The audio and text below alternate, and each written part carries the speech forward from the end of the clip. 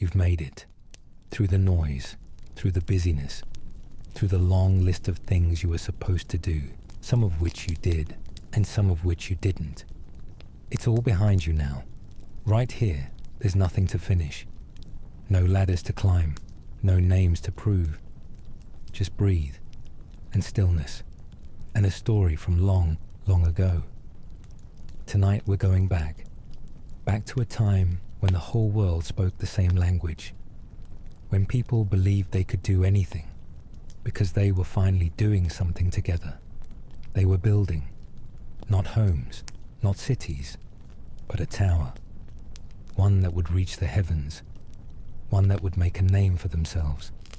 And it almost worked, until the words stopped making sense, until the sentences unraveled, until confusion cracked the sky and scattered them like leaves in the wind. This isn't a story about punishment. It's a story about perspective, about what happens when we climb too fast and forget where the ground is, about how language, so simple, so powerful, can become both a bridge and a wall, and how, even when everything falls apart, something softer can begin again. So find your breath. Let it come slowly. Let your shoulders release whatever weight you brought to bed. Let your jaw unclench. Let your eyes soften. You don't need to reach for anything right now. No towers, no answers.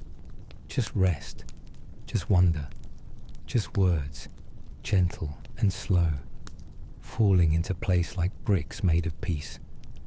Before there were cities, before there were kings, before there were nations and names and flags to wave in the wind, there was only a plain. And on that plain, people sat beside fires and spoke softly into the dark. They didn't speak in many tongues, just one. A single language stretched across every camp, every tent, every pot of lentils simmering in the coals. Words flowed easily. They didn't need to be translated. They didn't need to be explained. A mother could call to her child across a valley and be understood. A stranger could ask for shelter under a fig tree and be welcomed with a nod, because no one wondered what he meant. There were no dialects, no accents, just understanding. It had not always been this peaceful. The world still held echoes of flood water in its bones. The hills remembered the weight of rain, and the people remembered the stories of an ark, of a raven, of a rainbow stitched across the sky like a promise. But the storms were long gone now, and in their place was the quiet hum of renewal. The children of Noah, Shem, Ham, and Japheth had scattered gently, not like rebellion, but like seeds in a breeze. Each family found a stretch of land that suited their rhythm. Rolling hills, gentle rivers, fields that turned gold under the sun. There were no kings yet, only elders. No armies, only shepherds. And the people wandered, not with urgency, but with curiosity. They moved where the land allowed. They camped where the air smelled sweet, where stones were flat enough to sleep on, where olives and barley grew willingly without fuss. And for a while, that was enough. But one day, after years of movement, after days of folding tents and chasing goats up dry hillsides, they found a place. It was wide, open, flat enough to feel like possibility. The horizon stretched out in every direction, as if the land itself had opened its arms and said, "Stay." The plain was called Shinar, and something about it felt different. They stopped there, not all at once, but slowly. They stopped unpacking with hesitation. They dug their wells deeper. They built their hearts more carefully. They looked at the stars, not to follow them this time, but to rest beneath them. And someone, no one remembers who, spoke a thought aloud beside the evening fire. What if we didn't leave again? The question wasn't a command. It wasn't shouted or carved in stone. It was a whisper, but that whisper rippled, because it carried with it the longing that had been quietly growing in everyone. They were tired of pulling up stakes, tired of saying goodbye to one field and hello to another, tired of wondering whether tomorrow meant here or somewhere else. What if they stayed? What if this plain, this warm, wide place, was the ending of wandering? What if, for the first time since Eden, people could settle in a place and not feel like guests? And so they stayed. They didn't ask permission. They didn't send messengers to heaven or lay out rituals of inquiry. They simply chose to rest. And that decision, simple, human, understandable, would change everything. They began to build, not with grand towers or ambitious blueprints, but with ovens. Someone along the river had found the right kind of clay, rich, red, moldable. They shaped it with their hands, pressed it into molds, let it dry in the sun. Then someone added fire, and out came something new, bricks. Not stone gathered from riverbeds, not jagged rocks balanced together, but uniform, intentional, man-made. And with those bricks came ideas. At first, the bricks made walls, small ones, for homes, for storage, for gardens. Then someone built a gate. Someone else layered 2 rows to build a bench. And the more they stacked, the more they dreamed. The village didn't feel like a camp anymore. It began to feel like permanence. They spoke often, still in one tongue, about what they were building. And the more they built, the more they believed they could build. One man said, "What if we build a road?" Another added, "What if it leads to a tower?" And a child laughed and said, "How high could we go?" And no one said, "Stop," because something in the air had shifted. Not malicious, not yet, but eager. The shared language made it easy. No delays, no confusion. If someone needed more bricks, the request was understood. If someone called for water, it was passed in silence. There were no misunderstandings, no clashes, just flow. One people, one voice, one vision. And in that unity, a seed began to grow. Small, barely noticeable. A single phrase whispered in jest, or perhaps in wonder. If we build this right, if we go high enough, maybe the heavens will have to notice. It wasn't rebellion. Not yet. It was awe, turned inward. Wonder, wrapped in pride. And the bricks kept coming. Ovens burned day and night. The smoke curled into the sky. And from the center of Shinar, the sound of stacking filled the air like music. Click, press mortar, rise, click, press mortar, rise. They had not yet built the tower, but the idea had already been born, and it was growing taller than anything they had ever dared before. At first, it was only a foundation, nothing grand, nothing whispered about under the stars. Just a square, drawn into dust with a stick, measured by steps, outlined with lines made from twine. They cleared the grass, leveled the soil, flattened the edges with their palms. Children ran around the outside, laughing. Elders watched from shaded mats. Someone brought figs and placed them in a bowl near the fire. It was just the beginning. But beginnings have a way of remembering where they're going. They built slowly at first, one layer of bricks, then another. They took turns, passing the mortar in small buckets, pressing each block with both hands, stepping back to check if it sat straight. There was no hurry, not yet, only pride, gentle, quiet, the kind that comes from work done well. And as the base grew, so did the stories. "This will be the center of everything," someone said. "Our children will marry here. Our names will be remembered here." Each statement began softly, half-spoken dreams. But when the tower reached waist height, people started to visit it more often. Not to work, to stare, to touch the bricks, to run their hands across the smooth lines and imagine where they might go next. They added scaffolding, wooden beams, ropes and pulleys. The carts arrived heavier each day. More clay, more straw, more tar for the joints. Smoke rose steadily from the brick ovens on the hill. They no longer paused between layers. They no longer waited for the mortar to dry fully before climbing higher.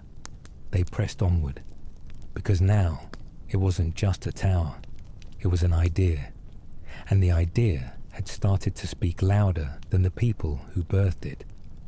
Soon, the base was taller than a man.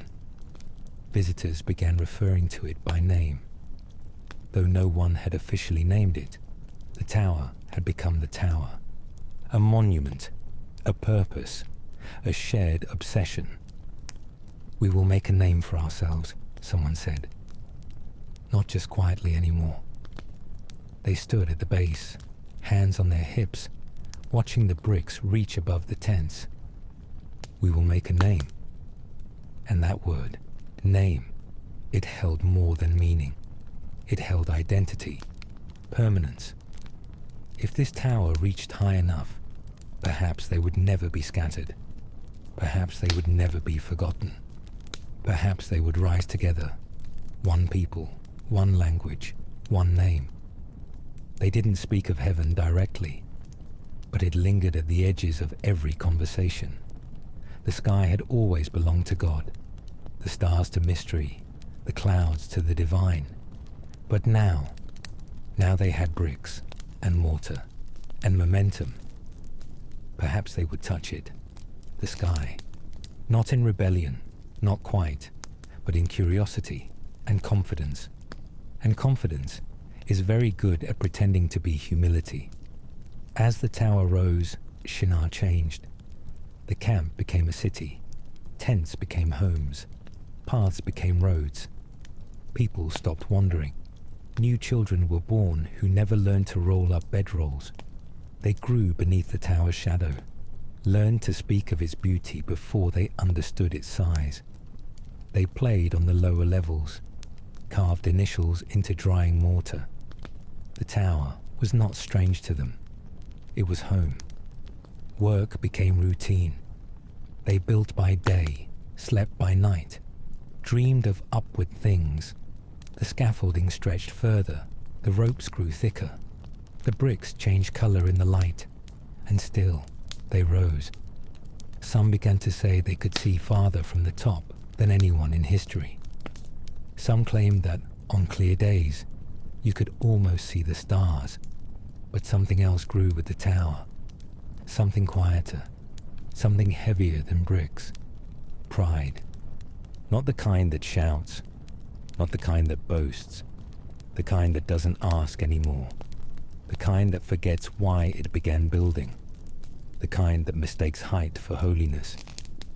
They didn't notice the shift right away, how their voices changed, how instructions became commands, how questions stopped being asked, how the dream no longer included the ones who weren't strong enough to climb.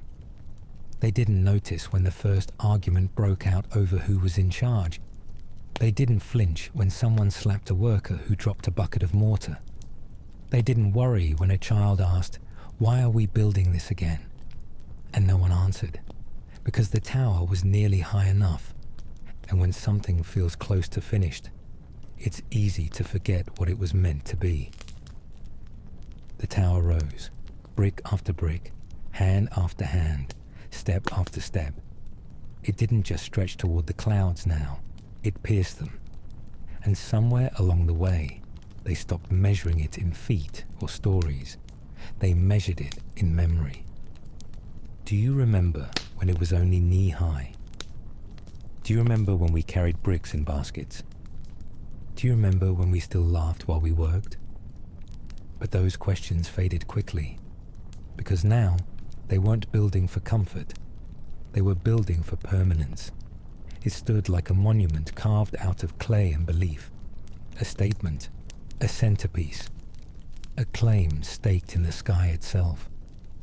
And from far away, other wanderers began to hear stories of a people who spoke with one voice, of a tower that could touch the stars, of a city where no one needed to leave because nothing was lacking. Some came to see it, others came to join it, and slowly Shinar became not just a settlement, but a symbol. At the base of the tower, gatherings became councils. Simple decisions about brick size and drying times evolved into schedules, roles, and titles. Someone appointed overseers. Someone else began keeping records. Another drew diagrams into the dirt and began calling it planning. No one opposed these changes. They were necessary, they said. Order keeps the dream alive. Structure keeps the wall straight. And slowly, that dream, once spoken by firelight in shared awe, grew formal, sharp-edged, managed. There was talk now of naming the city. Nothing official, just whispers. But whispers have roots. And someone said, if we don't name it, others will. So they met under the scaffolding one morning. Dust still hanging in the air, the sun breaking through in golden strips across drying mortar. And they said, we will make a name for ourselves. The words settled over them like the bricks they laid, one on top of the other, heavy with intent. We will make a name, not build a city, not serve one another, not remember what brought us here, but something else, a name, not for God, not for the future, but for ourselves. No one shouted this into the sky. No one danced in defiance. It was quieter than that, more reasonable, more polished. It was pride, disguised as progress. They began to etch symbols into the outer bricks, little flourishes, names of those who had led construction, patterns that meant lineage, markers to say, we were here. Children were taught not just to speak, but to recite. The height of the tower, the width of its base, the names of those who supervised the oven fires. There were no lies, not yet, just curated truths. At night, the fire pits near the base burned longer, not just for warmth, but for gathering. Stories were told, not of the flood, not of the rainbow, not of the voice that once told them to go forth and fill the earth, but of the tower, the pride of their people, the proof of their unity, the name they were making in the sky. Those who climbed to the upper scaffolds returned different. They said the air was thinner, that you could feel the stars watching, that from up there the world looked small, and they looked large. One man claimed to see the edge of the earth. Another said he heard the wind speak in tongues. They wrote songs about it, painted symbols along the inner walls, even whispered, this is holy ground. At the top, it was quiet. No carts, no chatter, just wind and height, and the distant memory of Earth. Some began to sleep there beneath the moon, above the rest. They built small altars of stone and clay, not to heaven, but to effort, to legacy, to themselves. And below, the base grew heavier, not with brick, but with silence. Instructions were repeated more often now. Arguments lingered longer. Children stopped playing by the ovens, because everything was more serious. The dream had gotten tall, and tall dreams rarely bend back down to check on the ground. Still, no one questioned it, because the tower had become more than a building. It had become their name. And to stop building now would be to forget who they believed they were becoming. The tower no longer cast shadows. It cast silence. Not the absence of sound. There was still hammering, still laughter, still bricks passing from one set of hands to another. But the silence wasn't outside. It was inside the hearts of the builders, inside the moments where wonder used to live, inside the pauses where someone once asked, should we keep going? No one asked anymore, because now to question the tower was to question themselves. It wasn't rebellion, not yet. It was rhythm, building, breathe, stack, sleep, and somewhere in that rhythm a voice, the first voice, the only voice, had grown faint. The one who had called their ancestors to scatter, to fill the earth, to multiply outward like stars, was no longer mentioned around the fires. Instead, they spoke of the sky, of the way the tower vanished into mist, of the rumors from the upper scaffolds, how the light changed up there, how the stars blinked slower. They began naming each level, organizing tools by height, assigning rooms to families. Some stopped farming altogether. What was the point when the city held all they needed? The grain came by cart. The water flowed through shallow stone channels. Everything felt complete, finished, perfect. It was only natural, they thought, to build something that lasted, to stay, to belong, to make their mark. After all, isn't that what people are meant to do? Isn't that what life is about? Leaving something behind. And if they reach the heavens, well, wouldn't that mean they had been right all along? That they were favored, exceptional, blessed? So they carved new tools, polished the bricks, perfected the ratios of straw and clay. The work became cleaner, quicker, colder, and the tower rose faster. But the hearts behind it drifted. People still spoke in one language, still used the same words, still sang the same lullabies to their children. But the meanings had started to shift.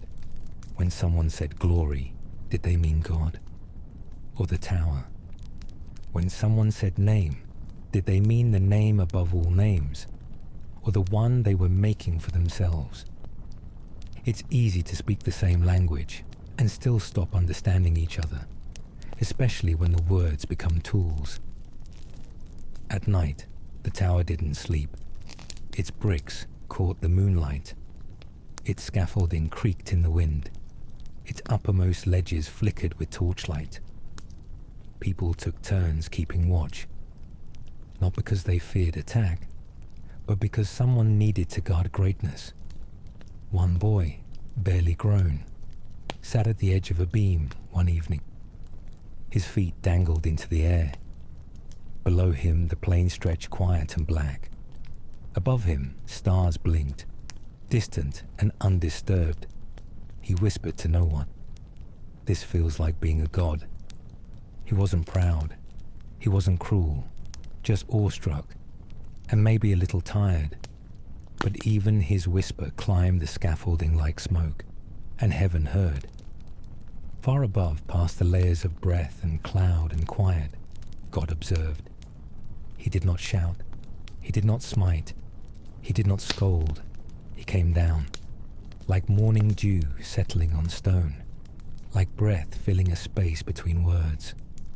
The Lord came down to see, not to punish, to witness, not to destroy but to understand. And he saw everything, the tower, the structure, the ambition. But more than that, he saw the stillness of forgetfulness, the kind that forgets where the voice came from in the first place, the kind that forgets the rainbow, forgets the flood, forgets the gentle call to scatter, to plant, to grow outward. They had turned a shared language into a private staircase, and yet he did not turn away. He paused, watched them, these small ones stacking hope on top of certainty, confusing permanence with purpose. He had given them unity, and now he saw where unity, without reverence, could go. Not evil, not violent, just proud, just sure of itself. And there, at the edge of heaven's breath, he whispered, "If this is only the beginning." Because God knew knew what pride would build next, knew the towers that would rise not just from clay, but from greed, from war, from fear. He saw the maps they hadn't drawn yet, the borders they'd carve, the names they'd divide over, and he decided, in mercy, not wrath, to slow them down, to reintroduce confusion, not to curse them, but to protect them from what unchecked understanding can become, not because he feared their height, but because he loved their limits. He wanted them to remember, you do not need to rise to be worthy. You do not need to build to be remembered. You do not need to make a name when you were already given one. Morning began like every other. The sun rose slow over the plain. The bricks were warm from yesterday's heat. The fires in the kiln smouldered. Workers emerged from canvas tents, rubbing sleep from their eyes and wrapping scarves around their heads against the dust. Children chased one another between the carts. Mothers whispered quiet reminders. The tower loomed high above them all, casting a soft shadow westward across the waking earth. And for a little while, everything was as it had always been. Then a man asked for water, simple, every day. He reached for the skin hanging from the tool rack and looked at his companion. "Can you hand me the water?" he said.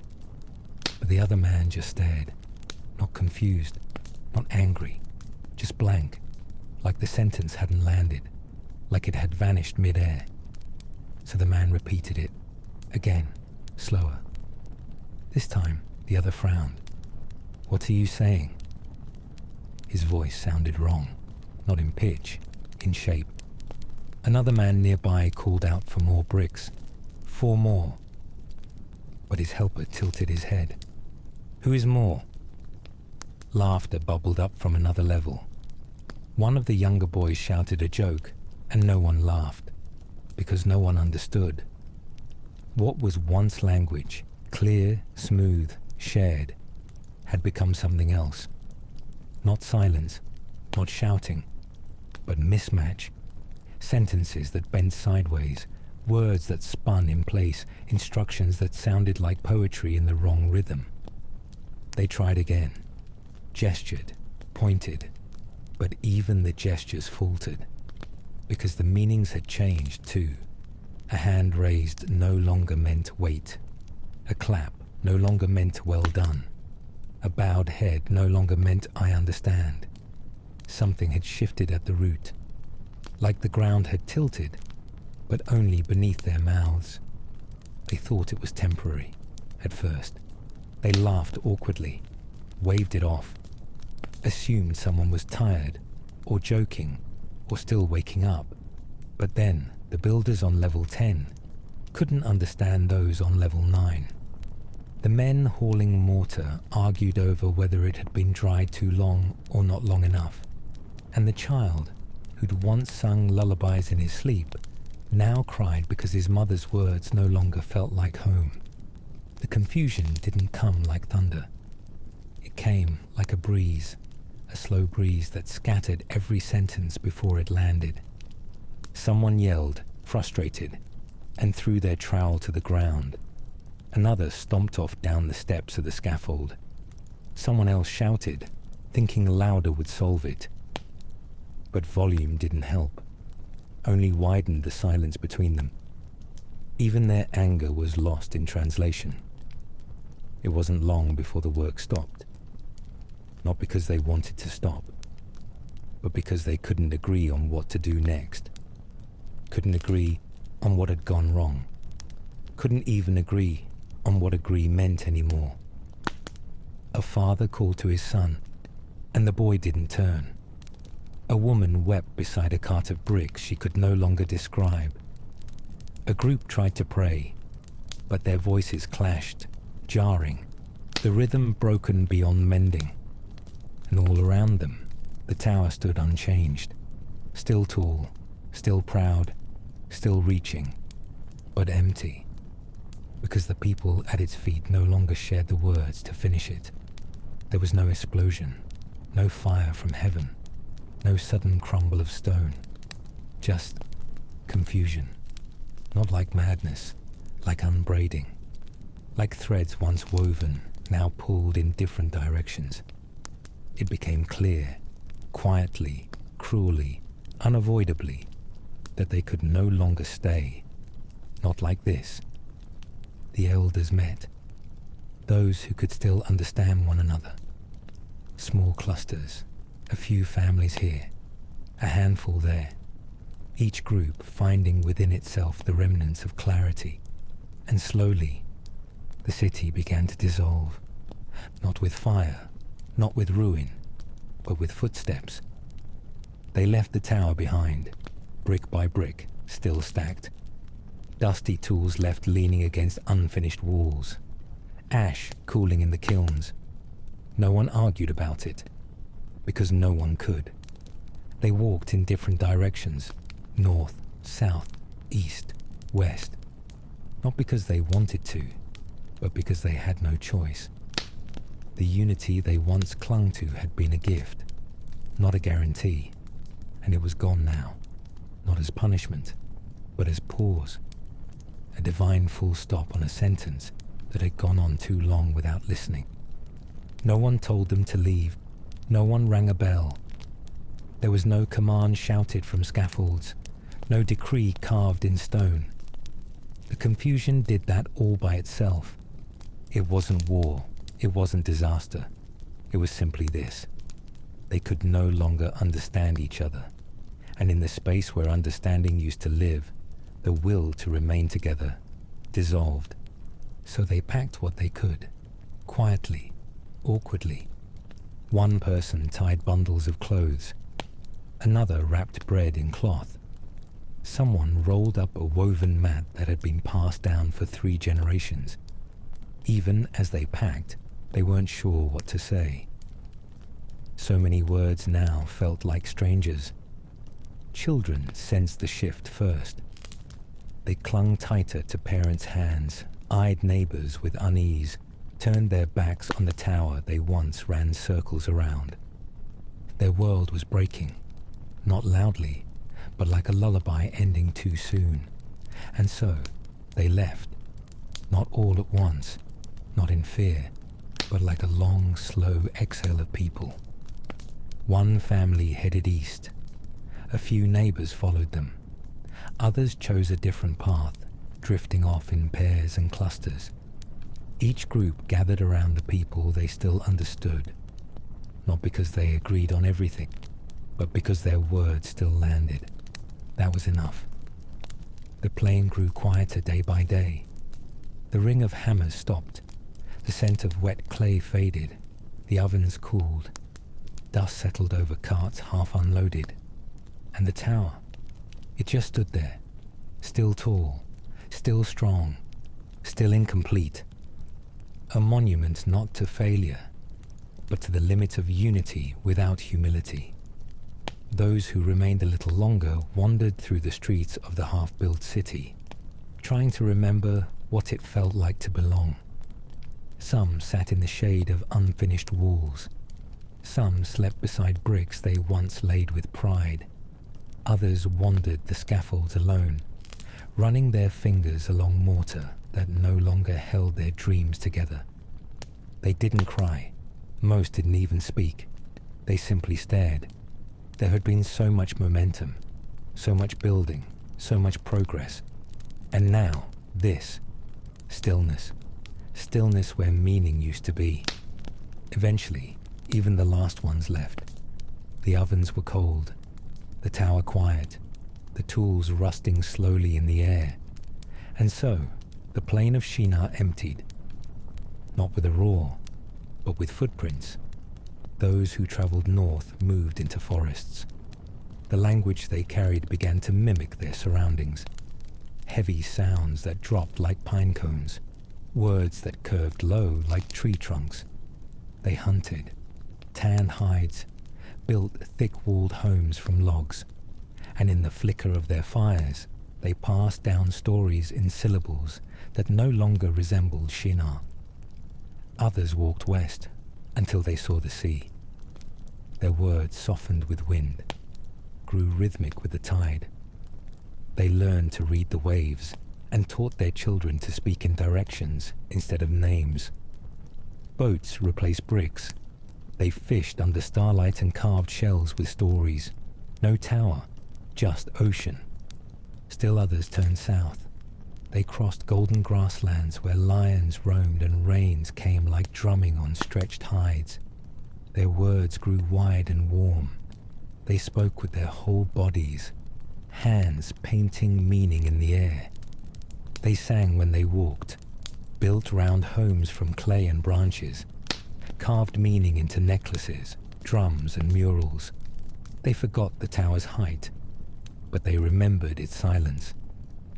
To the east, some wandered through dry lands, where stones held the memory of the sun. They wrapped their heads, spoke low and slow, wrote symbols into sand, passed down knowledge not in conversation, but in carvings. They didn't shout to the sky. They listened to the wind, and in each corner of the earth, language stretched, changed, bent, blossomed.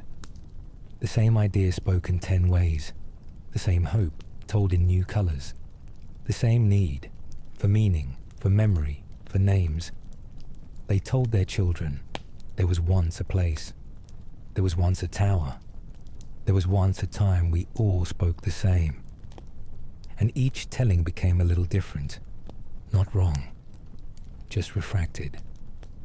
Some said the tower had been a gift, some said it was a warning, some said it had crumbled, others claimed it still stood, waiting for the right words to finish it.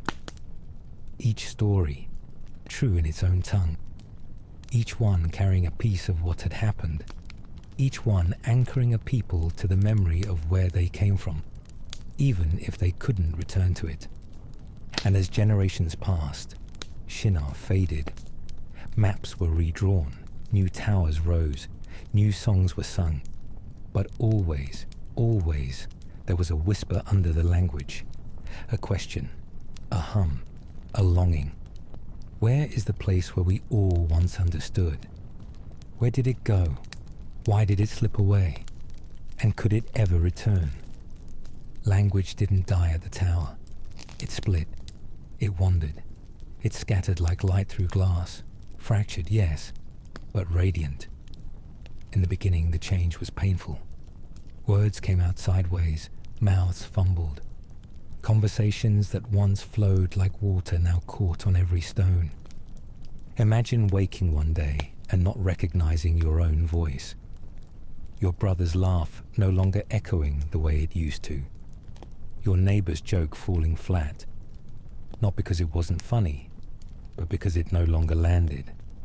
Some cried, some shouted. Some gave up on speaking altogether for a while. But language is like a seed. It doesn't need perfect soil. It only needs time. So people did what people always do. They adapted. They shaped new sounds. They gave fresh names to old things. And in doing so, they began to shape the world. A family that once lived near the western edge of the plain found a river, wide and slow. They settled near its bend. Their children learned to speak in flowing syllables, long and liquid, like the water they drank. When they called for one another, it was with rising tones. When they argued, their voices dropped like pebbles into calm pools.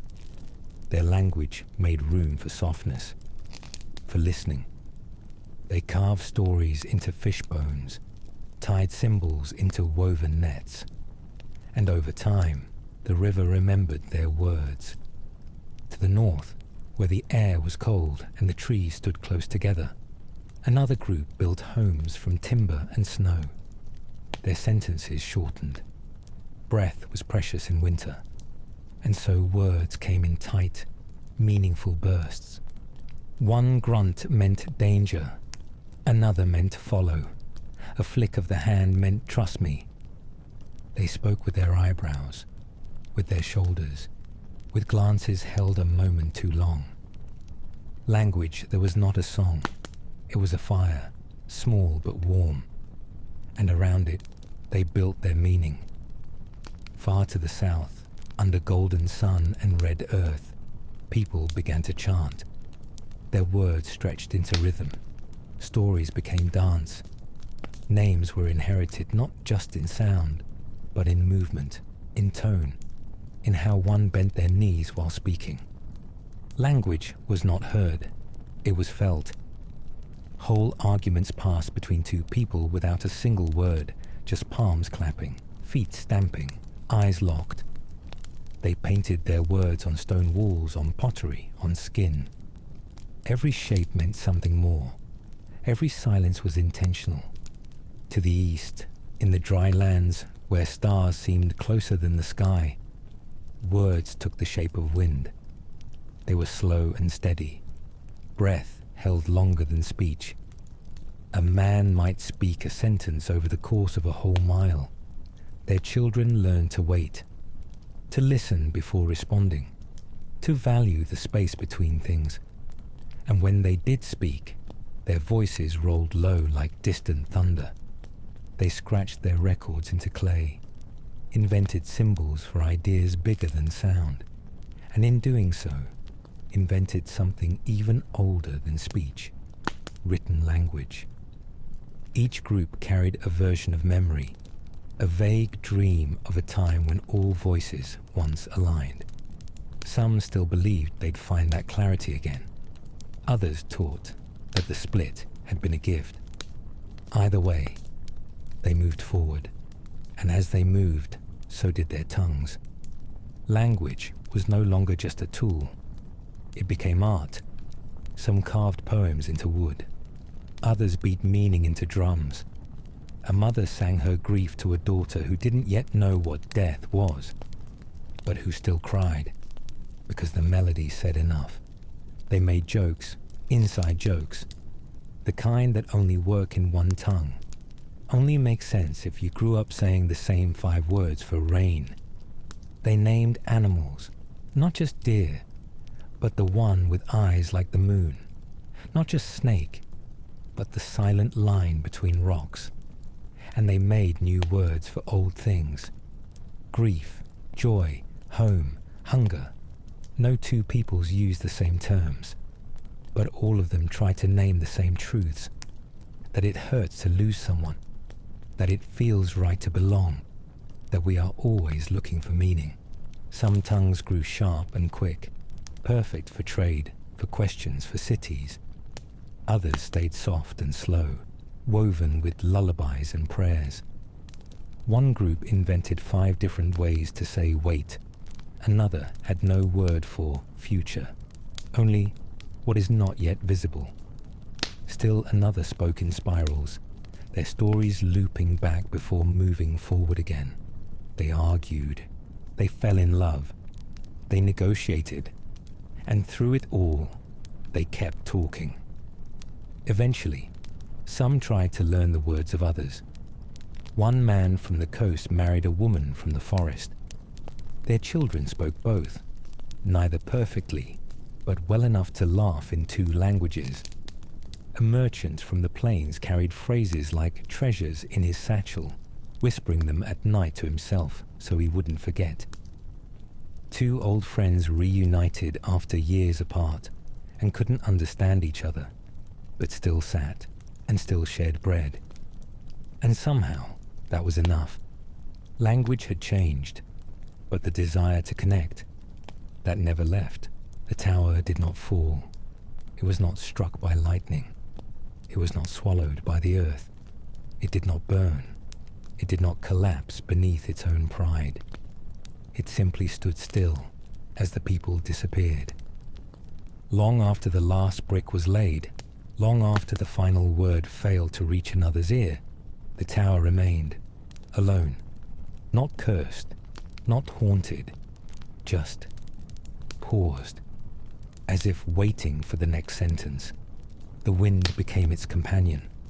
It blew gently through hollow scaffolds, whistled softly between unfinished arches, slid around the worn corners of sun-bleached clay. Birds made their homes along its ledges. Moss crept over the mortar seams. Bees settled in forgotten crevices. And over time, even the animals stopped noticing it. It became part of the landscape, a tall, strange mountain made by human hands, unmoving, unfinished, undisturbed. The grass returned first. It rolled in across the plain of Shinar like a soft tide, over old roads, through the center of what was once a bustling square, around coal kilns and scattered bricks. Wildflowers followed. Their petals grew in the cracks of dropped trowels, in the joints of half-assembled carts, in the shoes left behind by workers who walked away barefoot because it was easier than carrying one more thing. The path to the tower vanished. Dust took it. Rain flattened the ruts. The line between road and field blurred until no one could say where the city had begun, or where the people had gone. And yet, if you came close enough, you would still feel it. Not magic, not mystery. Presence. The kind of weight that gathers where many hearts once beat in rhythm. The kind of hush that follows shared silence. The kind of echo that comes after too many voices have tried to speak at once. The tower didn't hold sound anymore. It held memory of footsteps, of laughter, of bricks passed hand to hand, of a single language that once meant belonging. It remembered, even when no one else did. Years passed, decades. A shepherd once wandered through the tall grass and stumbled upon the base of the structure. He dropped his staff, stared up, said nothing. Later, when he returned home, he told no one. Not because he was afraid, but because he didn't know how to describe it. He only said, it was big. And something in his voice made the room grow still. A trader crossed the plain once and noticed the shadow at sunset. He camped nearby, ate dried fruit from his pouch, watched the light shift on the walls of the forgotten monument. He didn't sleep well that night, not from fear, but from the feeling that someone or something was still watching him back. And a child, many years later, tugged on her father's sleeve as they passed far in the distance. "What's that?" she asked, pointing. The father squinted. "It's nothing," he said. But even he didn't believe it, because the tower was not forgotten. It was spoken of in pieces, in fragments, in campfire murmurs and carved symbols. It became the subject of questions, the edge of stories, the turning point in every tale about why the world had so many tongues, why friends from far lands spoke strange songs, why people shook hands differently, why home sounded different from place to place. The tower was not erased. It simply changed. Some believed it had been a challenge to the heavens, others a celebration. Some said it was a monument to human foolishness, others a dream too big for one generation. Still others whispered that the tower had never been real, just a story to explain something deeper. But no one who stood near it could deny this. It had once mattered. And in its silence, it still did. Time passed again. The base of the tower softened. Erosion carved out little caves along its foot. Rain streaked the upper bricks in long, dusty trails. Ivy climbed like it was remembering the climb that never finished. One side began to lean, not dangerously, just enough to make the structure look like it was bowing, not collapsing, just lowering its head. And yet, something sacred lingered. Pilgrims came, not many, not often, but enough to wear a narrow trail into the grass again. Some knelt at the base and wept without knowing why. Others walked the perimeter in silence. A few pressed their foreheads to the bricks, as if to listen for the hum of one voice. The voice that once united every tribe. The voice they hadn't heard in years, but still dreamed about. For some, It felt like standing in a place where something holy had been interrupted, where humanity had reached up and been asked gently to come back down. The tower never spoke again, but it didn't need to. It stood, a witness, a question mark made of clay, a gentle reminder that even what is unfinished can have meaning. Even silence can hold truth. Even confusion can be a form of mercy. It stood for those who had forgotten where they came from, and for those who were still looking. The tower fell silent, but something else did not. Something soft, something unshaped, something you couldn't carve into stone or speak aloud. It stayed, not at the base of the tower, not etched into bricks or hidden beneath moss. It stayed in the people, in their breath, in their marrow, in the way they paused before speaking, as if trying to remember the melody of a language they no longer knew. There was once a voice, a single one, that moved through every mouth like wind through trees. It hadn't needed explanation. It hadn't required translation. It had simply been shared. And even after it fractured, even after it fell into 1,000 accents, 1,000 rules and conjugations and inflections, it still echoed. Not loudly, not constantly, just enough to make the world ache. Sometimes it came in silence. Two strangers sitting beside a river, neither understanding the other's words, but both staring at the same reflection, both watching the sky move in the water, both thinking of someone they missed. That was the echo. Sometimes it came in music, not just the lyrics, but the way drums pulled people toward each other, the way flutes made children stop and stare, not because they knew the tune, but because something inside them remembered something like it. That was the echo. Sometimes it came in sorrow, when a woman held her father's hand as he slipped away, and she whispered a goodbye that didn't need to be understood to be heard. That was the echo. Even scattered, even shaped by lands and time and tide, people long for one another, long to be understood, not just by their family, not just by their tribe, but by the whole, by the world, by something bigger than borders. And though they didn't say it aloud, though they didn't even know what they were reaching for, the hunger remained. It hummed beneath every sentence, every invention, every war and every peace. It shaped how people greeted each other, how they learned to dance, how they built their shelters, not just for themselves, but wide enough for others. A woman once sat by a fire with her newborn. She rocked gently, sang something half-remembered from her mother's mother. The words didn't mean anything anymore, but the sound did. The baby blinked slowly, breathing in rhythm with her voice. And somewhere in that hush, in that space between breath and melody, the echo stirred. In another land, a group of travelers shared a meal. They didn't speak the same language. They couldn't trade stories, but they passed the bread with open palms, nodded, smiled, and in the warmth of roasted grain and dried fruit, the echo lived again. The longing for unity didn't die at Babel. It just became quieter, more tender. It moved into the soul like breath moves into lungs, without needing to be seen. And it was not a mistake. The scattering had been mercy, a pause, a protection. But the longing, that was mercy too, because it reminded the people of something they had once known. That togetherness doesn't start in language.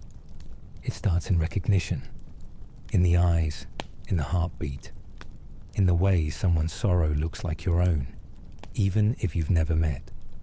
In every village, in every land, people told stories. They looked different, they used different words, but they always had the same pieces. A journey, a mistake, a flood or a fire, a hero, a promise, a light at the end. The form shifted, but the rhythm stayed, because the echo stayed. When a child learns to speak, they do not begin with grammar.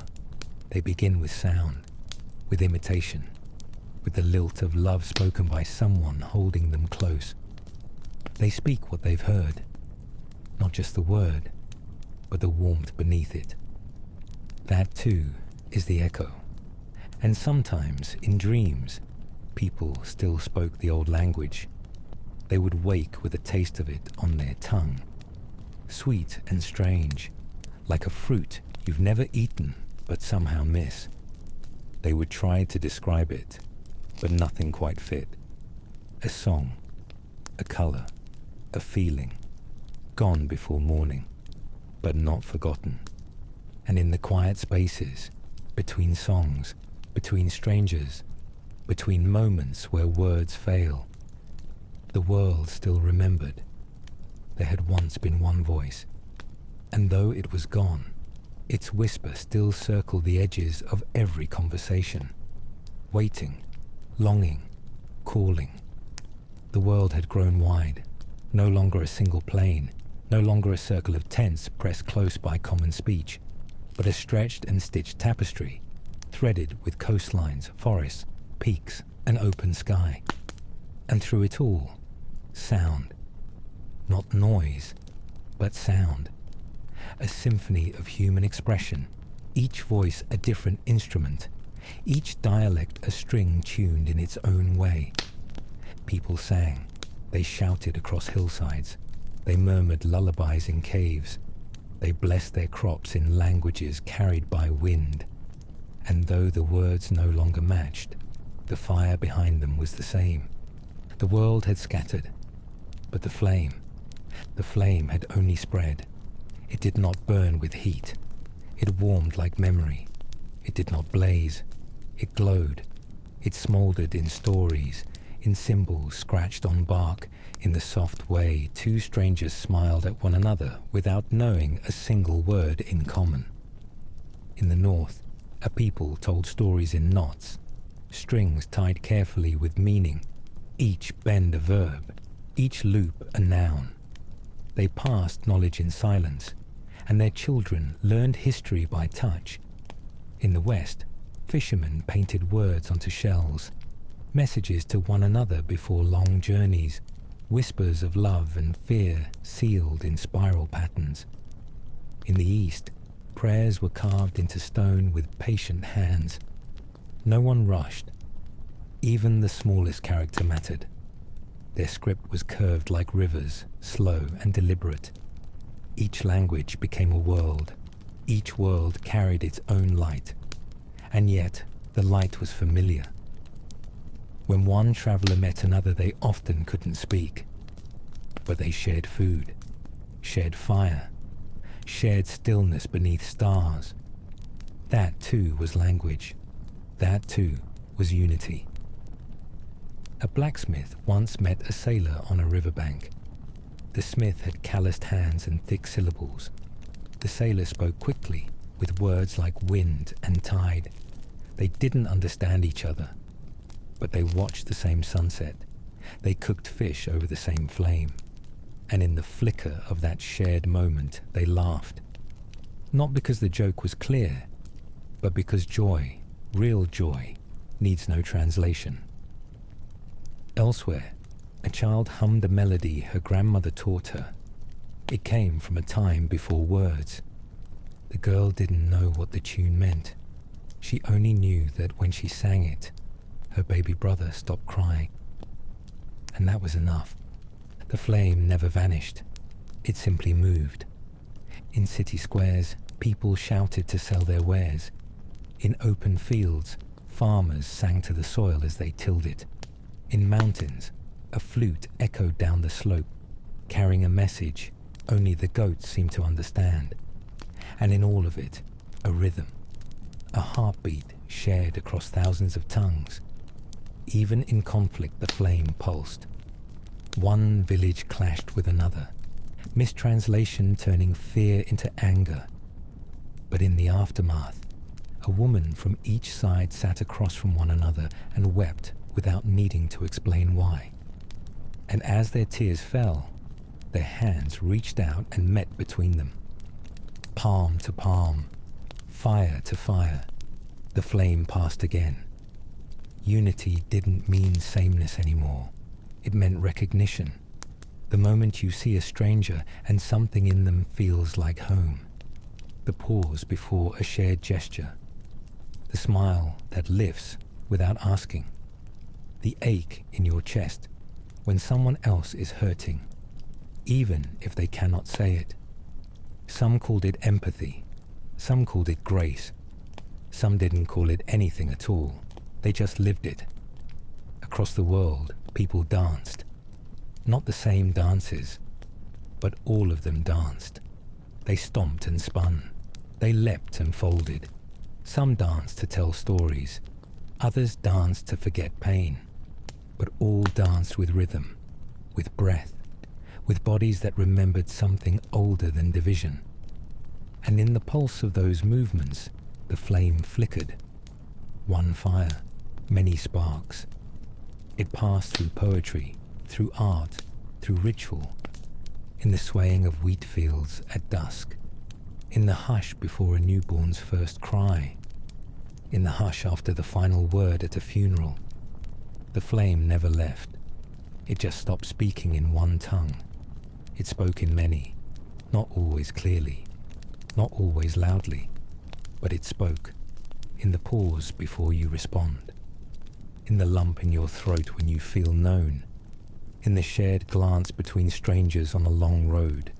And one day, though no one could agree when, someone told a story, a strange story, about a time when all people spoke the same, about a tower, about confusion, about scattering, and someone else, in another place, told the same story with different names, different images, but the same shape. And both people felt the flame rise between them. And neither of them was surprised. When the words fell apart, God did not. The day the tower went quiet, when bricks no longer passed from hand to hand, when children stared at one another with wide, confused eyes, when even the laughter sounded foreign, he did not shout, he did not correct, he did not leave. He listened. Long before the first sentence was spoken, he was listening. And long after they stopped understanding each other, he kept listening still. Because listening isn't about sound. It's about presence. And he never left. He did not panic when they scattered. He didn't clutch at the brokenness of their speech as if he'd lost control. He let them go, let them walk, let their words stretch into new shapes, like branches reaching for different parts of the sky.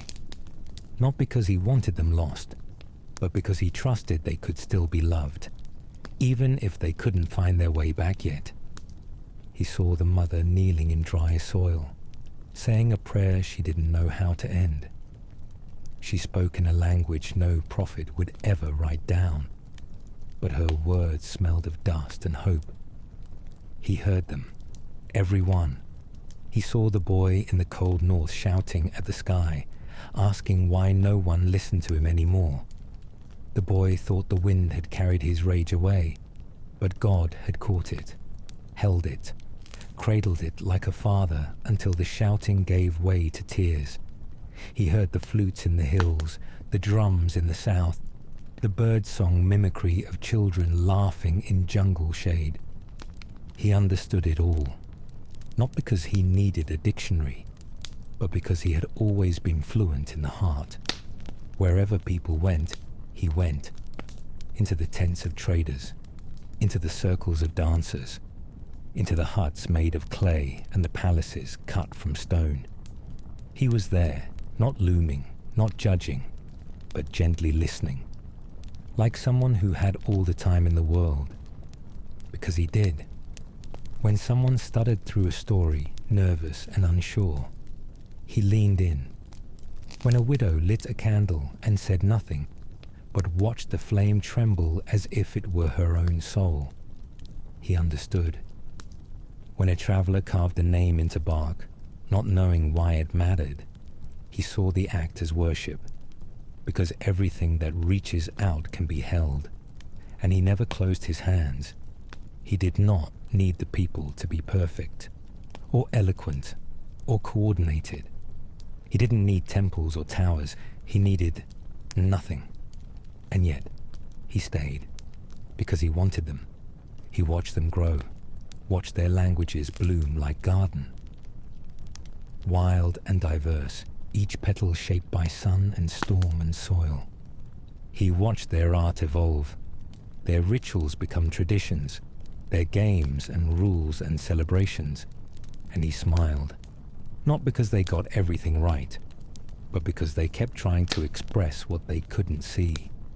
He listened to the woman who whispered to her unborn child, not knowing that her words would become the lullabies of a people. He listened to the old man telling his grandchildren about stars and animals and dreams, mixing fact with wonder, because wonder always tastes better with age. He listened to the child who sang nonsense into the wind, thinking no one would hear, but someone did. Even when the people cursed him, in different tongues, with different names, out of grief and confusion and loneliness, he listened with the same love. Because true listening doesn't flinch at pain. It holds it gently, like a wound it refuses to rush. The tower had tried to reach heaven, but what they didn't know was that heaven had already come down, not just to scatter, but to stay. He was the witness to every word ever spoken, every apology, every promise, every broken vow. He was the silence in the room after an argument, the space between songs, the breath before I love you. He was always there, not hovering, but close, patient, still. Sometimes a person would stop mid-sentence, feeling watched but not threatened. They'd look up at the sky, not knowing why their chest had softened. That was him. Sometimes someone would walk alone and feel a peace settle over them like a blanket. That, too, was him. No grand gesture, no lightning, just presence, and a deep, constant listening. He had scattered their tongues, but he had not scattered himself. He remained whole, even as their words splintered, and in their scatteredness, he listened all the more. Not because he had to, but because that's what love does. It stays, it pays attention, it makes space. When no one else understood, he did. When they forgot what unity once felt like, he remembered. When they built walls between tribes and borders between hearts, he stood in the quiet space between them, waiting. Waiting not for perfection, not for repentance, just for readiness. He had all the time in the world, and in the meantime, he listened. When they walked away from the tower, they didn't know they were carrying something with them. They thought they were only taking what they could hold: blankets, food, children, the tools of daily life.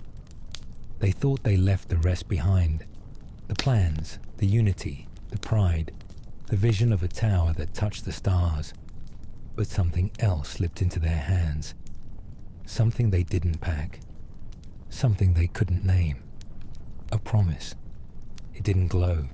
It didn't weigh anything. It didn't announce itself. But it went with them.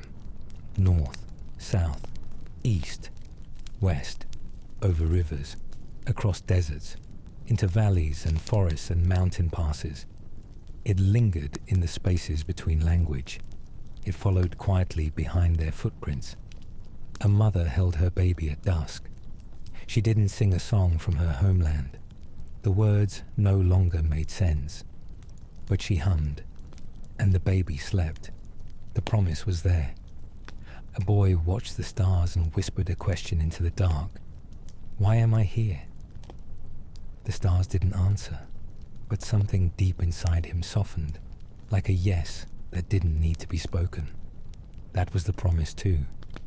They built new homes, not knowing what they were rebuilding. They shaped new words, not knowing they echoed something old.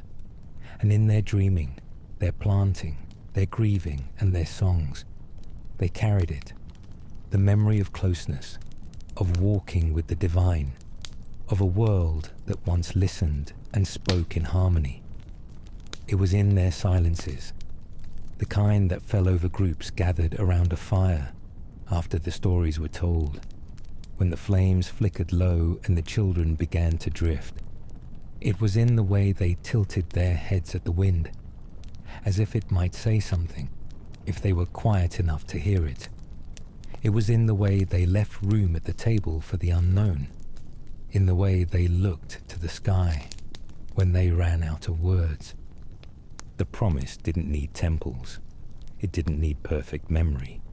It didn't even need names. It just needed people. People who were willing to keep moving forward. People who held space for the mystery. People who, despite everything, still hoped. A girl in the jungle painted her dreams onto a rock.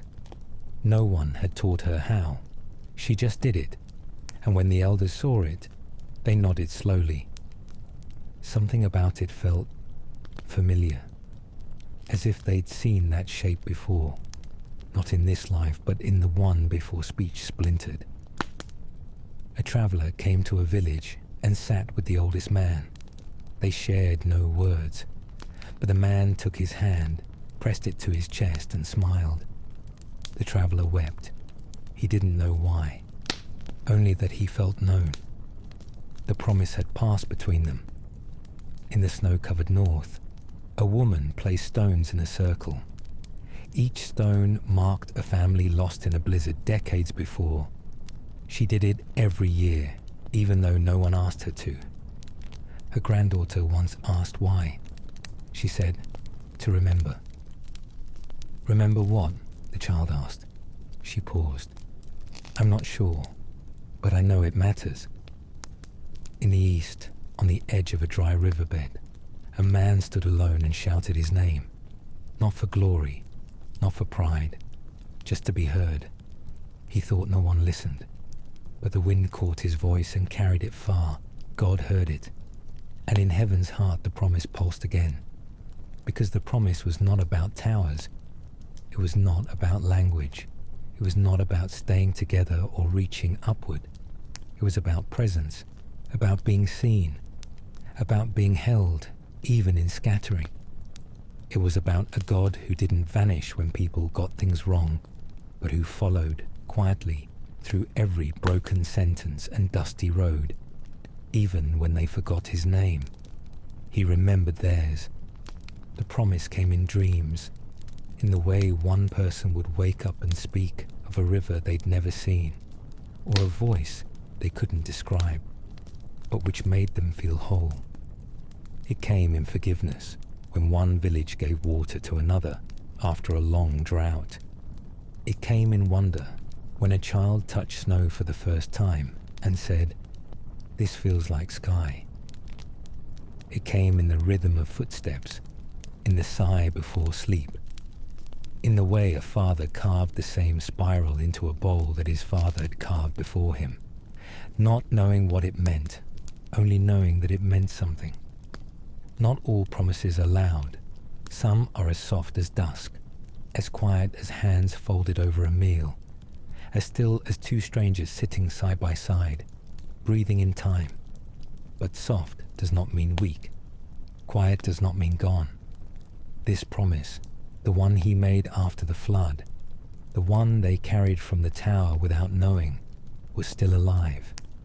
In every word they invented, in every symbol scratched on cave walls, in every cradle built for a newborn, it pulsed, a thread through time, a whisper under every song, a breath.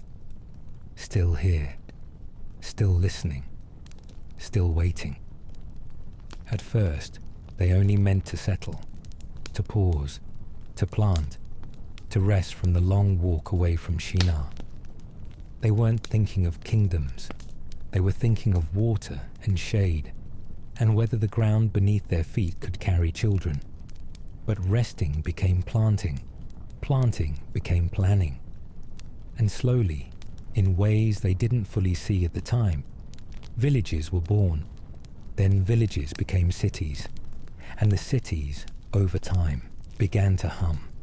They were not like the tower. There was no race toward the heavens, no single vision carved into every stone. But there was meaning. Each wall was shaped with care. Each street aligned with the wind or the stars, or the old footpaths left behind by ancestors. They didn't build to be gods. They built to stay, to belong. In the valley where the rivers split, a people built homes of reed and brick. Their language bent with the current, fluid and soft. They built canals and grain stores, not monuments. Their pride wasn't in what touched the clouds, but in what fed the next child. Their harvest festivals stretched for days, and their music mimicked the frogs and cranes that sang at night. God listened to them sing, and he smiled. Elsewhere, in a land where the hills rose like sleeping animals, another people carved their homes into stone. Their tongue was sharp, like their tools, precise, paced, measured like the cut of their blades. They shaped rituals around time, sunrise, moon phases, shadows. They did not forget the tower, but they also did not mourn it. They had made peace with sky staying where it was. To the south, where the earth cracked open and heat rose from the ground, people built homes close to one another, tight-knit, cool on the inside, with walls made of song and family. They did not write their stories, they danced them. And in their movements, in the soft thunder of bare feet against clay, the promise thumped like a second heart. There were kings eventually, and queens, some just, some cruel, but most began not with conquest, but with caretaking. A man with wisdom, a woman with vision, a group who fed the people in a long winter and were trusted enough to guide the next planting. From these humble sparks, nations kindled, and in the oldest buildings of every one, there was always a place of quiet, a room with no throne, a circle of stone, a place where people came to speak to the unseen. Even if they called it by different names, even if they no longer remembered why, they knew to make space for the promise. Cities rose like stories, each one with its own cadence, its own palette, its own heartbeat. Some were loud, others quiet, some sparkled, some were wrapped in mist. But each was a new line in the song of humanity.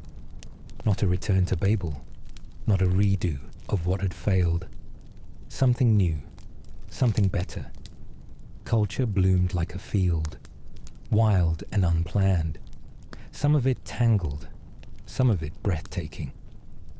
In the corners of these new kingdoms, there were still those who remembered the scattering. Not clearly, not with full names, but in the shape of stories passed down from grandparents who heard them from their grandparents before them. They spoke of a time when all people spoke as one, a time when pride climbed too high, and a time when the voice of heaven spoke not in thunder, but in distance. And yet, they also told of the one who still listened, the one who still watched, the one who even now whispered across winds and campfires and hearts. The clay became homes, the homes became towns, the towns became nations. And though the voices were many, they still paused sometimes, to pray, to wonder, to ask. And God answered, not always in fire, sometimes just in presence, because the promise didn't require monuments, only memory. The tower had splintered the speech of the world. What was once one tongue had become 100, then 1,000, each branching like vines across soil that no longer shared names. But language had always been more than sound. It was warmth, it was rhythm, it was the shape of a hand, the tone of a glance, the closeness of two people who didn't speak the same but still understood one another. And so, humanity didn't stop talking. They just learned a new way. It started small. Two women from different villages met near a stream. They had no words for one another, no shared names for child or bread or peace. But one woman laughed when her jug tipped and spilled, and the other laughed too. She helped fill it again, then offered berries in her palm. No transaction, no explanation, just kindness. And in that moment, a conversation. Children were always the first to learn it. They didn't worry about conjugations. They pointed, giggled, played. They mimicked each other's motions, spoke in nonsense, and made whole games from gestures and shared giggles. One child drew a sun in the dirt. Another drew a moon beside it. Neither knew the other's word for sky, but they knew they were talking about it. That was enough. In marketplaces across lands, this unspoken language took shape. A raised brow meant too much. A shrug with palms open meant I'll take it. A hand on the chest was thanks. A nod with a half smile was hello. And when misunderstandings happened, they didn't escalate with words. They diffused with patience. Because nobody was fluent. Everybody was trying, and the trying itself became sacred. In homes, love never needed a translator. A mother wrapped a child in cloth and rocked slowly while humming a melody passed down through generations.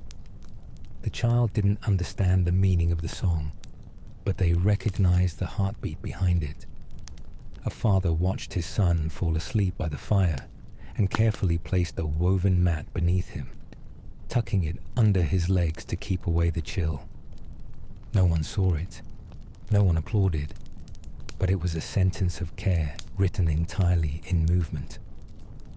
Elders passed on stories in new ways. When words failed them, they danced.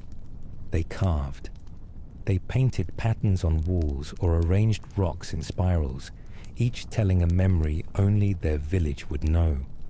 And when they died, the memory remained, because someone always remembered how it felt, even if they forgot what was said. Grief, too, became a teacher. When death came, the villagers didn't rely on speeches. They sat, that was all. They gathered near the family, brought bowls of food, lit small fires, and kept them burning through the night. No condolences, no sermons, just presence. And the silence said more than words ever could. Joy, on the other hand, was noisy, but not wordy. During festivals, people wore colors that didn't match. They painted their arms. They played drums out of rhythm and sang syllables no one understood and didn't care, because the joy spoke for itself. Laughter needed no syntax. Dancing needed no translation. Joy, they discovered, was a universal dialect. Love followed the same rule. It didn't announce itself. It arrived quietly, in small gestures and long silences where two people listened for each other's breath. One man built a roof from reeds for the woman whose home had been damaged in the storm. He said nothing. She said nothing. But for days after, she left fresh fruit by his door. Back and forth, no ceremony, no vows, just a slow, quiet conversation of action. Even arguments evolved. Disagreements no longer thundered. Instead, people turned their backs, walked away, then returned a day later with a tool, a gift, a raised eyebrow that said, "Let's be done with this." No groveling, no triumph, just a nod, and peace returned. And the people began to realize something. The best things were never said out loud. They were shown, in the way someone wrapped bread in a cloth and passed it to a stranger on the road, in the way a fire was left burning overnight for travelers too late to knock. in the way a child could fall asleep in the lap of someone who spoke a different language, but whose heartbeat sounded the same. This too was language. It had no letters, no grammar, no rules, but it connected them more deeply than speech ever had. It was the language of the heart.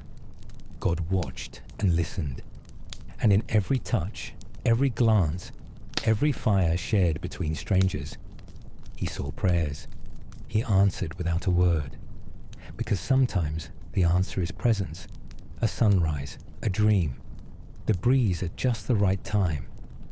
This wasn't the language that built towers. It was the one that built trust. The one that required no reaching upward, only reaching out. And somehow, in all of it, the people came closer to one another than they had ever been when they shared a single tongue. They had long since stopped expecting miracles. Life had become quiet again, predictable, holy even, in its rhythm of rising and resting, of planting and waiting, of laughing and letting go. The stories of the tower were just that now. Stories, old ones, told around fires and passed through crumbling scrolls. A caution, perhaps, or a mystery. Some believed. Most just nodded politely. It felt too distant, too abstract, too far gone to worry about anymore. The world had moved on, but heaven hadn't. Heaven still remembered. Not the pride, not the confusion, but the people, their hearts, their hands, their longing. Every soul that had once lifted a brick in Shinar, and every soul born since, still carrying that ache for unity in the deepest part of themselves. And so, one day, quiet, unmarked, not a holiday or festival or grand celestial moment, the fire returned. Not as punishment, not as thunder, but as presence. It entered without force. No earthquake, no blinding flash, no celestial roar, just a hush, a whisper, a stillness that was louder than any storm, and then wind, software unseen, but undeniable, like breath brushing across the back of the neck, like the exhale of something ancient finally drawing near again. They were sitting in a room, ordinary, plain walls, wooden beams. They were waiting, though they did not know what for. They prayed, though their prayers were shapeless. They hoped, though they didn't dare say it aloud. And then it came, a flicker above the head. Not flame as they knew it, not fire as the world feared it. This was a flame that did not consume. It filled, a fire that did not spread outward, but inward. It lit something that had gone dim inside them long ago. Their mouths opened, and the words came, not practiced, not rehearsed, pure, flowing like a river from a place beyond memory. But what was more miraculous, others understood them, all of them, every tongue, every sound, not just shared, known. Outside, people gathered, dozens, hundreds, travelers from far places, pilgrims, skeptics, farmers and craftsmen and widows and children, each with a different history, each with a different word for God, for love, for hope. And yet they heard, each in their own language, the same truth, the same joy, the same fire. It didn't erase their differences, it honored them. One message spoken in the music of every mother tongue. Heaven had not come to flatten their speech. It had come to fill it, to sanctify it, to make it sing again. Some wept openly, not from fear, but from recognition. They had carried this promise in their bones for generations. Now it had a voice. Not just one voice, many, and yet still whole. The miracle wasn't uniformity, it was harmony. A chorus, not a solo. Each voice a color in the tapestry, each word a note in the melody. They weren't building a tower this time. They were becoming one, not to reach heaven, but to welcome it. The people didn't know it yet, but this moment would ripple across the world. It would birth stories and movements and martyrs. But in that moment, before all the pages and poems and preachers, there was only stillness, stillness and flame. The fire did not fade. It moved inward, into the chest, into the bones, into the way people looked at each other afterward, with a gentleness that had not been there before. It moved outward too, not in conquest, but in conversation, not in empire, but in invitation. A builder from Crete stayed behind to help fix a roof. A woman from Syria shared her food with strangers. A boy who had once spoken only in whispers began to sing aloud in the streets.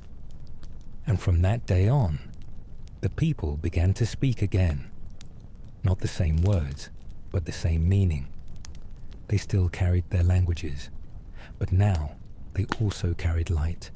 The flame had returned, and this time it stayed, not to control, not to scatter, not to warn, but to dwell. There was no moment it began, no decree, no trumpet, no blueprint spread out on the table. The city didn't start with ambition, it started with stillness, with people who were tired of reaching, tired of climbing, tired of building things that rose up only to fall again. They wanted something that would last, not because it scraped the sky, but because it touched each other. They found a valley, soft and open. Water ran nearby. The trees whispered gently, and the land did not resist their steps.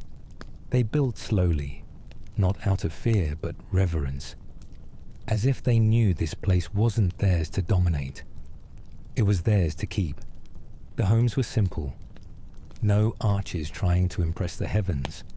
No symbols etched in stone to proclaim a name. The names were already written, on the faces of the people, on the laughter in their windows, on the gardens blooming beside every threshold. This city grew differently. It didn't stack, it spread, like light through fabric, like roots beneath soil, like the flame they had once carried in their bones. It was not Babel. It was not Eden. It was something entirely new. A place where people came not to be remembered, but to remember. The streets were not lined with gold. They were lined with welcome. Doors stayed open. Curtains swayed in windows that let in moonlight and music.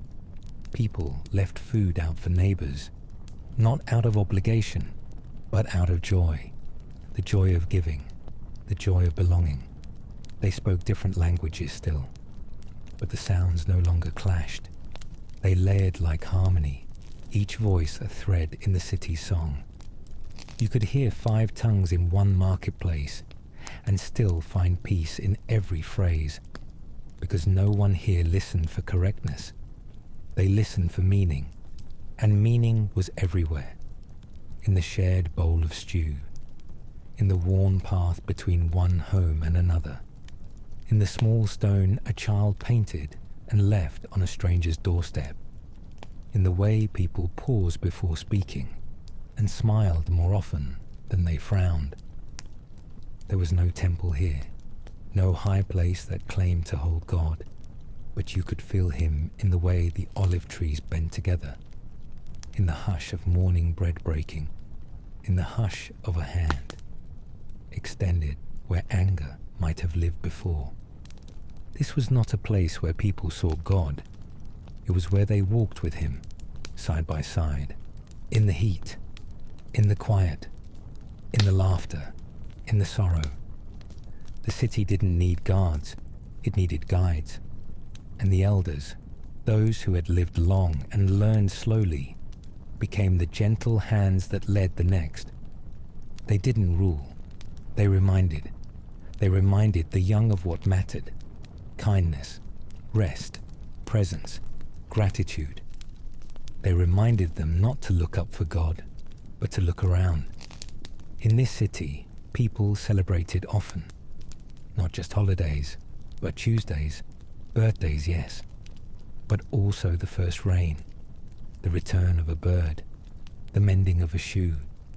Children were taught not only to speak, but to listen, to the river, to the silence between notes, to the voice of someone grieving. And when someone died, they were not buried beneath monuments, they were buried beneath trees. And every spring the city blossomed with memory. There was no ruler, only rhythm. People learned how to yield, to step back, to wait, to speak when needed, and be silent when not. They still made mistakes, of course. But here mistakes were not shameful. They were sacred, because each one became a bridge, a place to meet again, to repair, to forgive. Forgiveness had a shape here. It looked like tea poured before an apology, like a blanket folded and returned quietly, like two hands meeting over the same broom to sweep the same floor. There were no towers in this city, but it stood higher than any the world had known. Because here, people didn't reach for God. They rested with Him and with each other. At dusk, when the last light spilled across the rooftops, the city didn't quiet out of fear. It quieted out of peace. The kind of peace that doesn't erase difference, but delights in it. The kind of peace that doesn't wait for perfection, but walks hand in hand with humility. This was the dream, not just for them, but for the scattered ones, the tower builders, the wanderers, the ones who had forgotten what unity could feel like. It had returned, not in the sky, but in the soil, not with a trumpet, but with a whisper. And God, He did not hover above. He walked the city, in the slow step of someone fetching water, in the bright eyes of a child giving a stranger a flower, in the gentle hush of hands at rest. He was here. Even the wisest among them could not describe it, not fully, not precisely. Because this language didn't follow rules. It didn't come with dictionaries or conjugations. You couldn't teach it, not really. It wasn't stored in the mouth. It didn't originate in the brain.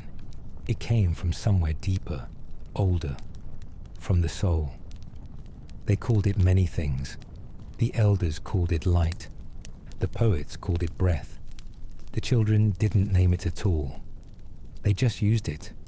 It was the language beneath all other languages, the current that carried every act of kindness, every silent comfort, every forgiveness given without being asked for. It was the tongue of angels, and though few recognized it by name, everyone felt it when it spoke. It sounded like a tear falling quietly into a loved one's hand, like the breath between two people who've stopped speaking but haven't stopped understanding, like the heartbeat of a stranger whose pain somehow mirrors your own. It filled rooms where people grieved together. It flooded halls where joy spilled without caution. It hovered in kitchens where generations stirred stories into stew. It spoke in every place where love arrived before explanation. There were moments it could almost be heard. A parent wrapping their arms around a child too shaken to speak. Two travelers meeting by chance, realizing they share no common tongue, and yet sit together in silence, sharing a meal that says more than language ever could. It was the I know spoken with eyes, the you matter folded into the crease of a shared blanket, the I'm sorry whispered not with words, but with the way someone stood beside you, quiet, present, and unafraid to stay. The tongue of angels had never stopped speaking. Not after Babel, not even in the long centuries of scattering. It had waited, patient, steady, like music behind a closed door, waiting for someone to remember how to listen. And the people, little by little, had remembered. First in moments, then in movements, then in entire ways of life. They stopped needing to say everything. They started learning how to mean everything. They looked one another in the eye when they spoke. They paused before answering. They folded hands in prayer not to be eloquent, but to be open. They stopped worrying about how well they spoke. They started focusing on how well they cared, because the tongue of angels has only one grammar: mercy. It does not demand fluency. It only asks for presence. It doesn't elevate the loudest voice. It honors the truest heart. It speaks in acts, in sacrifice, in wonder. And once you hear it, you recognize it everywhere. It echoes in the smile of a stranger, in the hush of dusk, in the moment you reach for someone, and they are already reaching back. It isn't dramatic. It doesn't insist. It waits. It holds space. It builds bridges no words could span. And one day, though no one could say when, it became the most spoken language on earth, not by volume, but by impact. And heaven listened, as it always had. And heaven smiled, because finally, the earth had begun to speak fluently again. The people had waited for a voice, for centuries, for generations, for so long that they'd stopped realizing they were waiting. The prophets had grown quiet. The scrolls had become worn. The stories were still told, but they echoed more faintly now, like distant thunder on a clear day. The world wasn't silent. It was just tired. Tired of guessing what God might say. Tired of wondering if they had ever really heard him at all. Tired of praying into the dark and only hearing themselves echo back. They didn't stop speaking, but their words grew slower, softer, more uncertain. And then, one day no brighter than the last, 1 hour no louder than the one before, the voice returned, not with warning, not with spectacle, just a breath, a hush so deep it made the trees lean in, a stillness that made the heart sit up and listen. It didn't speak from above, it came from within, not a shout, not a proclamation, a name, yours, not the name others gave you, not the one they mispronounced or shortened or forgot, but the name written at the center of you, the one heaven knew, the one whispered before you were born, the one you almost remembered in dreams, and when you heard it, you stopped, because it wasn't spoken into your ears, it was spoken into your soul, and your soul answered without needing to speak. It didn't matter where you were. Some were walking, some were washing dishes, some were sitting in doorways or drifting off to sleep. But when the name came, everything paused. Even the breeze seemed to listen, and for the first time, you felt fully known. Not just noticed, not just acknowledged, known. Your weight, your ache, your history, your hope. It was all heard, all held, all loved, without needing to be explained. Some wept, not because they were sad, but because they finally understood they had never been alone. Others closed their eyes and felt peace settle on them like a blanket pulled over tired shoulders. And still others sat in silence for a long while, as if trying to memorize something they already carried inside them. This wasn't the voice of thunder, not the fire or the flood. It was the voice that comes after. The voice that speaks not to warn, but to welcome. Not to scatter, but to gather. Not to test, but to hold. And when it spoke, there was no confusion, no scrambling to translate, because it didn't come in a language. It came in truth. And truth, when spoken gently, doesn't need to be explained. It lands like rain on dry ground, and the ground remembers how to drink. The voice didn't say, "You must." It said, "You are. You are seen. You are loved. You are not forgotten." It didn't say, "Return." It said, "I've always been walking with you." It didn't say, Climb back to me. It said, I never stepped away. For a long time, no one moved. Not out of fear, but reverence. The way you don't move when you're watching stars reflect in a still lake. The way you pause when a baby's breath falls in sync with your own. The way you hold still when you realize the sacred has arrived. Not with fire, but with kindness. The world didn't change all at once, but something beneath it did. The need to prove, the urge to earn, the ache to build higher and higher, it softened, because the voice had said enough. And more than that, it had said it clearly. Heaven had spoken. Not to say, I am above you, but to say, I am with you. And once people heard it, they began to echo it. Not with sermons, not with systems, but in the way they carried water to a stranger, in the way they listened more than they spoke, in the way they laughed again, not because everything was easy, but because they had remembered joy. It was not the end of the world. It was the beginning of something better, something softer, something truer.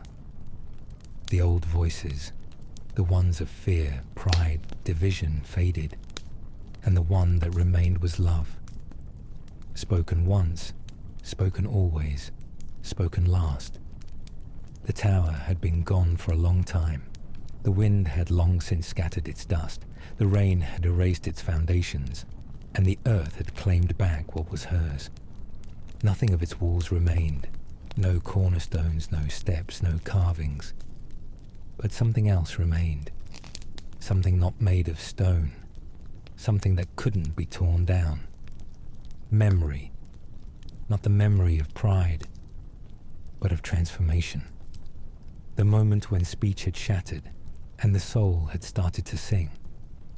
They didn't need to tell the story often anymore. Not because it had been forgotten, but because it had been lived beyond words. It was not legend. It was foundation. A quiet reminder, folded into every act of grace. They no longer feared the confusion of Babel, because they had moved past it, not by fixing the past, but by choosing the present. People still spoke in different tongues. A child in the north greeted the sun in a language that danced like snowflakes. A weaver in the desert hummed prayers whose syllables rolled like sand. A fisherman by the southern coast sang his nets full with melodies passed down for centuries.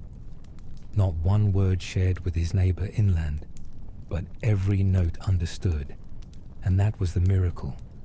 They understood. Not every word, not every phrase, but the meaning, the presence, the person behind the sound. They didn't need to speak alike to walk together. Villages began trading not just goods, but customs. One community, known for its storytelling, sent travelers to a distant valley where silence was prayer, and the two sat together. Tales told, silence kept, and both were sacred. A woman from the east taught her daughter to always offer water to strangers, regardless of their tongue. Even if they can't ask, the girl once said. Especially then, the mother replied. Children learned that when someone didn't understand their words, they could use their hands, their eyes, their kindness. They could laugh. They could wait. They could try again. Because it wasn't a failure to be misunderstood. It was simply another chance to connect differently. Laws were no longer written to enforce sameness. They were written to protect space. Room for tradition. Room for culture. Room for rhythm. You could walk the entire length of a continent and hear 1,000 names for family, and never once feel lost, because the way people treated each other made all of them feel like home. In gatherings, people no longer expected to hear their own language. They listened for the melody beneath it, the cadence of honesty, the pulse of joy, the slight tremble of confession. They had learned to hear emotion before pronunciation, and so nobody was excluded. Not the stutterer, not the foreigner, not the shy speaker who spoke too softly to be heard, but was seen anyway. This was a world beyond Babel, not because they had rebuilt unity from bricks, but because they had planted it, like seeds, like flame, like a whisper passed from soul to soul. In the fields, people worked side by side without needing to label one another. Their hands told the story. Their shoulders, rising and falling in rhythm, spoke of effort and hope and shared harvest. In the cities, music filled the air. Not concerts, just life. Doors open, windows wide. Children dancing in alleys to drums from 3 nations. Grandparents humming lullabies in tones carried from long ago. In the courtyards, elders sat in circles, sharing not sermons, but soup. And as they passed the bowls, they passed peace. They nodded, they waited, and when someone spoke, everyone leaned in, not to judge, but to feel. Even conflict changed. Disagreement wasn't a war, it was a walk. 2 people talking as they walked down a long path until, step by step, they found a place where their feet moved at the same pace again. Healing wasn't loud, it was present. A hand placed gently on a shoulder, an apology wrapped in bread, a quiet note left at someone's door with only one word written on it, still. And heaven. Heaven was not somewhere else anymore. It was in the way a crowd stepped aside to let an elder pass. It was in the way a market paused when a child fell, and every hand reached out to help. It was in the way a song began with one person, and 100 others joined without needing rehearsal. This was not perfection. It was peace, the kind born from practice, from listening, from choosing one another, again and again and again. The people had not returned to one tongue. They had discovered a deeper voice, not of sound, but of spirit, and the world spoke it now, in how it breathed, how it paused, how it loved. Evening doesn't arrive like it used to. It doesn't chase the sun across the sky or wrap the world in sudden shadow. It seeps in, gently, like warm water filling the corners of a bath. It doesn't declare, "I am here." It simply is. And everyone, without needing to be told, knows to rest. Children do not resist sleep anymore. They welcome it, the way you welcome a story you already love. They ask questions not because they fear what comes next, but because they're curious. What color is the moon tonight? Will the stars sing again? Do the trees remember my name? And their parents answer, not with certainty, but with stories. The answers aren't important anymore. Only the closeness is. Across the village, lamps are lit, not to push back the night, but to join it. Their glow is soft, like the hush that follows a song's final note. In the gardens, the soil is still warm. Some linger there even after dark, not to work, but to be. A man kneels beside the roots he planted months ago. He presses his palm to the earth, not to test it, just to feel it. To remember that he too came from dust, and that the dust, once breathed upon, becomes sacred. Somewhere nearby, a group gathers to eat. The table is long, the food is shared. There is no host, only guests. No toasts are made, but gratitude hums through every smile, every reach across the table, every second helping passed without asking. And when someone begins to sing, the song doesn't need lyrics. It needs no translation. It just moves from mouth to mouth like wind between reeds, software unhurried, known. They speak many languages here. That hasn't changed. What has changed is the way they listen. Not for correctness, not for agreement, but for intention. They listen with eyes, with stillness, with the kind of patience that knows there's always time for understanding. When someone stumbles over their words, no one interrupts. They wait, they nod, they offer silence like a cushion. Because in this world, everyone is learning. And learning is no longer something to be ashamed of. It is a joy. You can walk the city paths for hours and never hear the same phrase twice. And still, you'll never feel lost, because kindness has become a common tongue. And that, in the end, is the only fluency that matters. The children do not fear the sky. They call it their ceiling, their playground, their mirror. They lie beneath it and name the stars after laughter, after animals, after the people they love. No astronomer corrects them, because truth here is no longer about precision. It's about presence. Old stories are told at dusk, not because they are needed, but because they are beautiful. And when someone forgets a part, no one fills it in. They wait. Sometimes the silence is better than the memory. There is no temple in the center of this city, no altar, no flame. There is a bench under a tree, always empty, always clean, always waiting. Some say it's for God. Others say it's for anyone who needs a moment to be heard. But either way, no one sits there alone for long. People greet each other by name. And when they don't know the name, they say, "Peace, friend," and it is enough. Sometimes someone will say, "I remember you," even if they've never met before.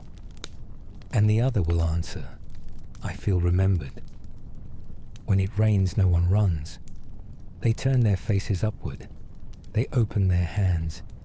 And they bless the water aloud, not in unison, but in unity. Nothing here is hurried. Even pain takes its time. People grieve slowly, held in silence and soup and song. And when they heal, they don't rush to joy. They walk there together. When someone is born, the whole street brings gifts, not grand ones, just small things that carry memory. A feather, a bell, a story. The newborn isn't expected to understand, but they will, one day. And when someone dies, the whole city pauses, not with sadness, but with reverence. They light candles. They gather at sunset. They tell the person's story in every language they know. And when the flames flicker and the sky darkens, they say, "He is remembered. She is returned. They are home." And God walks here still, in the slow gait of an elder, in the stillness of morning dew, in the hush before a stranger opens their door. He is not looked for, he is found, in bread, in laughter, in the way a hand opens instead of closing. This is not a perfect world, but it is a possible one. And that makes all the difference, because it is not built on ambition, but on attention, not on monuments, but on meals, not on one name, but on many. And when heaven looks down, not from a cloud, but from every gaze of love, it speaks, not in thunder, not in fire, but in the voice every heart has always known. It is very good. And for once the world agrees.